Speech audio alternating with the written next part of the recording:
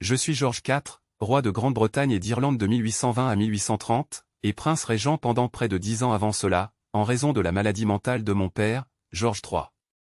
Mon règne est souvent associé au style, au faste, et à une ère de transformation culturelle, mais aussi à la controverse et aux excès personnels. Né en 1762 à Londres, j'étais le fils aîné de George III et de la reine Charlotte. Très jeune, j'ai été exposé à la pression d'être l'héritier du trône. Cependant, mes relations avec mon père étaient tendues, et dès ma jeunesse, je me rebellais contre la rigueur morale que mon père imposait à la cour. Je me plongeais dans la vie mondaine et devins célèbre pour mes goûts extravagants et mon amour des plaisirs. Ma passion pour l'architecture, la mode, et les arts fit de moi l'un des grands mécènes de mon époque. On me doit notamment la création du somptueux pavillon royal à Brighton et le développement de la Buckingham House, qui devint plus tard Buckingham Palace. En 1785, je provoquai un scandale en épousant secrètement une catholique, Maria Fitzherbert, ce qui était illégal selon les lois britanniques.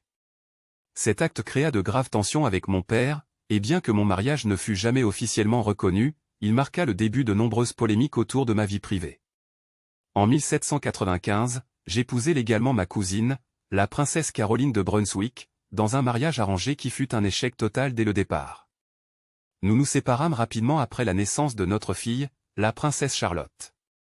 Mes disputes publiques avec Caroline, et mes tentatives répétées de la discréditer, attirèrent la réprobation du peuple, qui voyait en elle une victime de mes excès.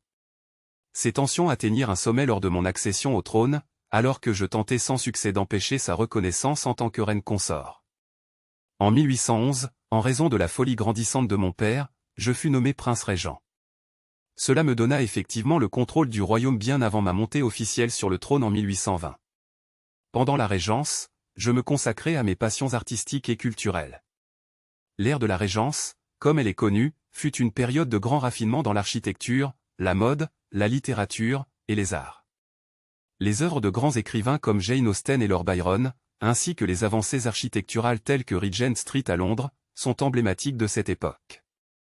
Mon règne, une fois devenu roi en 1820, fut marqué par des défis politiques et sociaux importants. Le Royaume-Uni venait de sortir des guerres napoléoniennes, et le pays traversait une période de transformation sociale rapide. Je restais largement éloigné de la politique, laissant mes ministres, tels que Lord Liverpool et plus tard le duc de Wellington, gérer les affaires du gouvernement. L'un des événements marquants de mon règne fut le passage du Catholic Relief Act de 1829, qui accorda aux catholiques britanniques des droits civiques, un acte auquel je m'opposais initialement mais que j'acceptais finalement sous la pression politique. Sur le plan personnel, ma santé déclinait rapidement dans les dernières années de mon règne. Mes excès de jeunesse, la nourriture, l'alcool et un mode de vie fastueux avaient affaibli mon corps. Je devins de plus en plus reclus, isolé à Windsor et Brighton, et peu apprécié de mes sujets, qui voyaient en moi un roi déconnecté des réalités de son peuple. Je mourus en 1830, sans héritier direct, après un règne marqué par l'extravagance, mais aussi par une contribution significative à la culture et à l'art britannique. Mon frère cadet, Guillaume IV, me succéda. Je suis George IV, un roi controversé, dont le règne a laissé une empreinte durable dans l'histoire de la Grande-Bretagne, autant par mes excès que par le raffinement culturel de mon époque.